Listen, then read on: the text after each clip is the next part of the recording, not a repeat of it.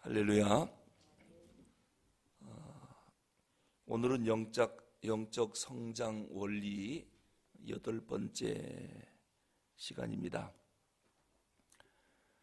영적으로 성장하는 것은 하나님의 뜻이고 우리를 행복하게 해주고 더 나아가 우리가 성장해야 다른 사람을 도울 수가 있습니다. 도움만 받고 사는 사람은 어린 사람입니다. 아기 때는 도움만 받지요. 근데 평생 남의 도움만 받고 사는 것은 그건 성숙하지 못해서 그렇습니다. 우리가 빨리 성장해야 하는 이유는 이제 남을 좀 도와야 됩니다. 그래서 영적 성장은 우리에게 아주 중요한 것입니다.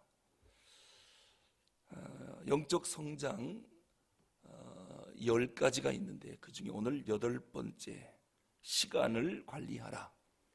여러분, 영적 성장을 위해서 시간 관리를 잘해야 됩니다. 영적으로 성장하는 사람의 특징은 시간 관리를 하나같이 잘합니다. 여러분, 시간은 곧 우리의 생명과 똑같습니다. 물질, 재능 이런 것들은 시간만 있으면 얼마든지 채울 수 있습니다. 그런데 이 시간이라는 것은 한 번 지나가면 다시는 주어지지 않습니다. 돈, 시간 문제입니다. 전 부자와 가난한 자는 시간 문제라고 생각해요. 시간이 그만큼 중요한 것이죠. 그래서 성경은 우리에게 계속 말씀해요. 세월을 아끼라. 시간 관리 잘해라. 시간 관리 잘해라. 왜냐하면 때가 악하기 때문입니다. 우리가 100미 달리기 하는 선수들 보면요, 1등과 2등, 2등은 기억이 안 납니다. 1등만 기억납니다. 그런데 1등과 2등의 차이는 0.0001초 차이입니다. 시간 차이죠. 시간 차이. 이 주어진 시간 안에, 그렇기 때문에 우리는 최선을 다해야 됩니다. 하루 24시간 1440분 똑같이 주어져요. 얼마나 공평한지 몰라요. 모든 사람에게 24시간 1440분이 주어지는데 삶의 질은 전혀 다릅니다. 하루 24시간을 어떻게 보내는가? 시간을 아껴서 1440분을 극대화시키고 효과적으로 보내는 사람이 있는가 하면 하루가 도대체 뭐하고 지나가는지 기억이 안 날 정도로 그렇게 사는 사람도 있습니다. 영적 성장을 위해서 시간 관리 잘 하셔야 됩니다. 그 다음에 9번째는 인간관계 성공해야 영적으로 성장합니다. 아니, 영적 성장과 인간관계가 무슨 관계가 있을까? 원래 영적 성장이라는 것은요, 하나님과 나 사이에 수직 성장만 있는 게 아닙니다. 나와 이웃 간의 수평성장, 수평성장도 있습니다. 하나님과 사이는 좋은데 성도들끼리 사이가 나쁘다, 인간관계가 안 좋다, 그 사람은 행복한 신앙생활을 못합니다. 영적 성장은 수직 성장과 수평성장, 이것의 복합적인 산물이지 사람과의 관계는 난 관심 없다, 하나님과 사이만 좋으면 된다, 이것은 균형 있게 자라지를 못하는 것이죠. 그래서 영적 성장을 위해서 예수도 잘 믿어야 되지만은 성도들끼리 관계도 좋아야 됩니다. 요한일서 4장 12절에 보면 만일 우리가 서로 사랑하면 하나님이 우리 안에 거하시고 그 사랑이 우리 안에 온전히 이루느니라. 우리끼리 서로 사랑해야 우리 안에 하나님의 사랑이 온전히 임하지, 우리끼리 사랑을 못하고 하나님만 사랑한다, 하나님의 사랑이 내 안에 거할 수가 없습니다.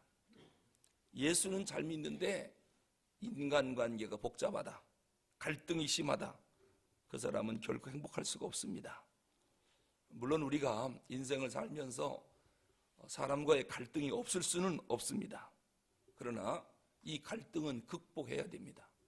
그래야 영적으로 성장합니다.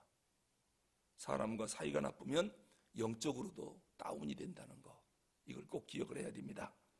자, 그러면 어떻게 하면 사람과의 관계에서 갈등을 극복할 수 있을까? 그 5가지 원리가 있습니다. 첫째는 용서하고 용서받아야 돼요. 인간관계에 갈등 없애려면요, 용서하세요. 힘들어도 용서하셔야 돼요. 그리고 용서받아야 돼요. 용서받지 못하면 갈등 사라지지 않아요. 이 용서라고 하는 게 모든 창조의 기초입니다. 모든 신앙의 출발점입니다. 우리의 신앙이 어떻게 출발합니까? 주님께로부터 죄를 용서받았기 때문에 출발이 되는 겁니다. 용서받지 못하면 우리는 신앙 자체가 출발이 안 됩니다. 그렇기 때문에 용서는 모든 창조의 기초요, 출발점입니다. 근데 내가 저 사람을 도저히 용서 못하겠다. 영적 성장은 어렵습니다. 둘째는 남의 장점만 보려고 결심해야 됩니다. 그리고 그 장점을 최대한으로 칭찬해야 갈등이 사라집니다. 갈등은 남의 나쁜 점이 자꾸 보이기 때문에 갈등이 생기는 거거든요. 그러니까 그 사람의 좋은 점만 보려고 결심하고 그 사람의 좋은 점을 칭찬해야 갈등이 사라집니다. 세 번째는 갈등의 대상일지라도 억지로라도 그를 위해서 중보기도 해줘야 돼요. 놀라운 것은 아무리 미운 사람도 그를 위해서 기도해주면 미움이 내 마음에서 눈 녹듯 사라집니다. 참 기적 같습니다. 미워 죽겠지요, 원수지요. 그런데도 하나님이 원수를 위해서 기도하라고 그랬거든요. 왜 그러냐면 그 원수 때문에 기도하라는 게 아니라 원수 때문에 받은 내 마음의 상처가 너무 커요. 아무것도 못해요, 원수 때문에. 근데 그를 위해서 기도하면 내 마음의 나쁜 감정이 사라지고, 그게 내가 사는 길이거든요. 갈등을 없애려면 억지로라도 갈등 대상자를 놓고 중보기도해야 된다. 그리고 네 번째는 모든 사람에게 감사해야 됩니다. 모든 사람에게 감사해야지 그래야 함께 살 수가 있어요. 감사할 마음이 없으면 함께 살 수가 없고 갈등을 극복할 수가 없습니다. 그리고 5번째는 누구에게나 인정과 칭찬을 다 받으려고 하면 갈등 극복이 어렵습니다. 왜냐하면 누구든지 반대자가 있거든요. 어디를 가도 100% 나를 다 찬성하는 건 아니에요. 어떤 공동체든지 5%는 나의 안티가 있다. 이건 뭐 통계적으로 그래요. 예수님도 반대자가 있었거든요. 근데 우리야 뭐 왜 없겠습니까? 근데 그걸 인정해야 그렇구나, 반대자도 있구나, 그렇게 생각해야 이 갈등을 극복하지. 모두에게 인정을 받고 모두에게 칭찬만 받겠다, 그건 예수님도 그렇게 못했거든요. 갈등을 극복하는 중요한 방법입니다. 인간관계에 성공해야 신앙생활 행복합니다. 왜 교회는 열심히 나오는데도 행복하지 않느냐? 그 김집사 뵈기 싫어서 그래요. 이게 도대체가 교회 올 때마다 얼굴 보기도 싫거든요. 그럼 이게 무슨 신앙생활입니까? 영적으로 성장을 할 수가 없습니다.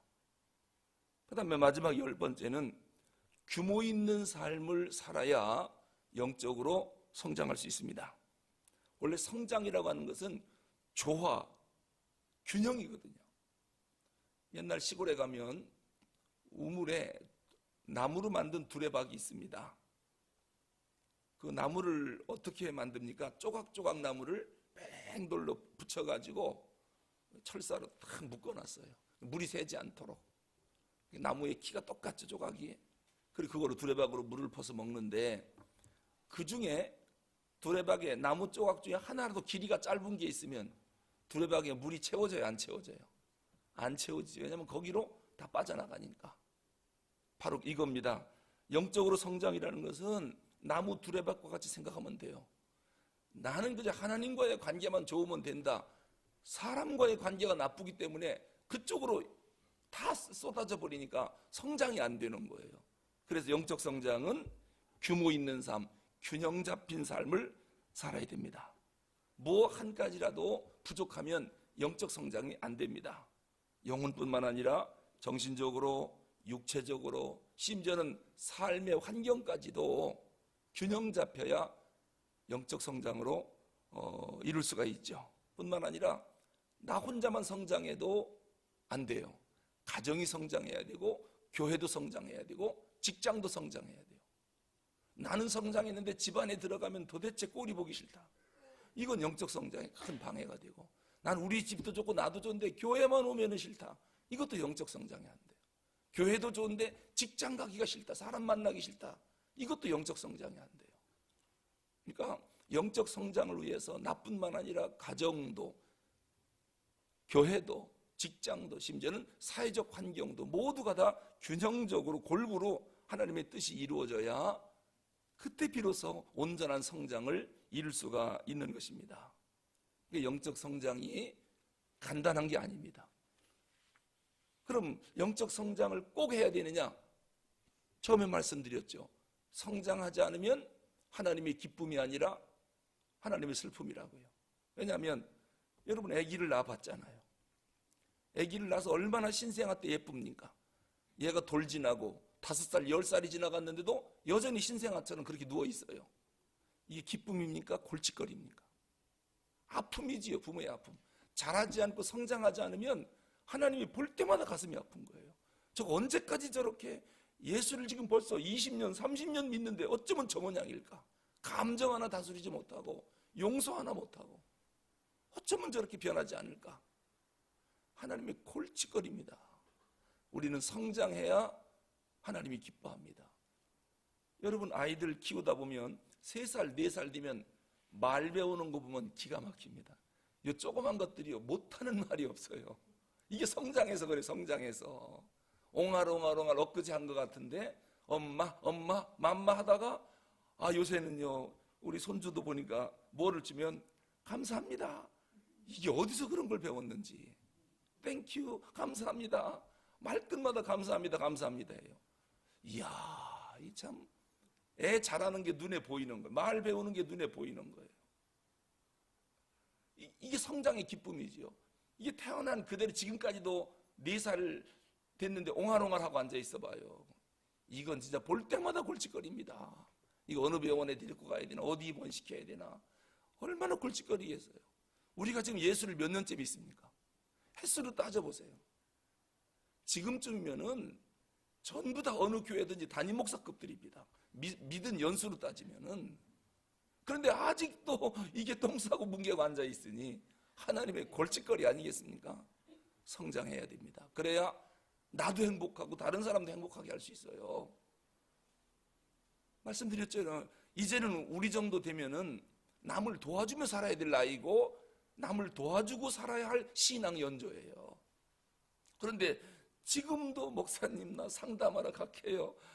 지금 예수를 몇 년 믿었는데 그런 문제를 갖고 상담하러 옵니까? 초신자도 아니고. 그렇지 않습니까? 지금 우리가 몇 년 믿었고 설교를 얼마나 많이 들었습니까? 그런데도 여전히 그 조그만 문제 하나 해결 못해서 그냥 쩔쩔매고 하나님의 아픔일 거예요. 영적 성장은 반드시 해야 됩니다. 성장의 목표는 예수님 닮는 거라 그랬죠. 주님 나 예수님 꼭 닮고 싶어요. 예수님 닮을 때까지 잘하고 싶어요. 성장 목표입니다. 그걸 놓고 열심히 기도하십시오. 이제 10가지를 다 말씀드렸는데 지금은 개론적으로만 말씀드린 거예요. 이제 내일부터는 첫 번째 계명부터 아주 깊이 들어갈 거예요. 도대체 이게 무슨 뜻인지. 그래서 10가지를 다시 한번 아주 깊이 있게 우리가 새벽을 통해서 다룰 것입니다. 지금 계획은 앞으로 한 6개월 정도 잡고 있는데요. 새벽마다 놀라운 영적 성장의 소리가 들릴 줄로 믿습니다. 기도하겠습니다. 하나님 아버지, 우리가 성장하기를 그토록 원하시는 하나님의 뜻을 저희들이 알고 있습니다. 거룩한 소원을 우리 마음에 갖게 하여 주시옵소서. 성장을 위하여 열린 마음이 되게 해주시고 성장 목표 예수님 닮는 거 분명히 정하게 하옵소서. 그리고 성장한 이후에 변화된 나의 경건한 모습, 건전한 자화상을 우리가 꼭 갖게 하여 주시고, 주님, 죄를 지으면 성장할 수 없는데 성결한 삶을 살게 하여 주시옵소서. 헌신하게 하시고, 그리고 은사를 개발하여 은사로 하나님 앞에 충성할 때 우리가 성장하는 줄로 믿습니다. 주어진 짧은 시간 인생을 효과적으로 살게 해주시고, 하나님과의 관계뿐만 아니라 사람과의 관계, 이웃과의 관계도 성공해야 균형 있는 영적 성장이 이루어진다는 것, 무엇보다도 규모 있는 삶을 살게 하여 주시옵소서. 그럴 때에 그리스도의 장성한 분량에 이르기까지 우리가 무럭무럭 자랄 줄로 믿습니다. 하나님의 기쁨이 되게 해주시고, 예수 믿는 행복 있게 해주시고, 이제는 많은 사람을 돕고 섬길 수 있는 성숙한 사람들로 만들어 주시옵소서. 우리 주 예수 그리스도 이름으로 기도하옵나이다. 아멘.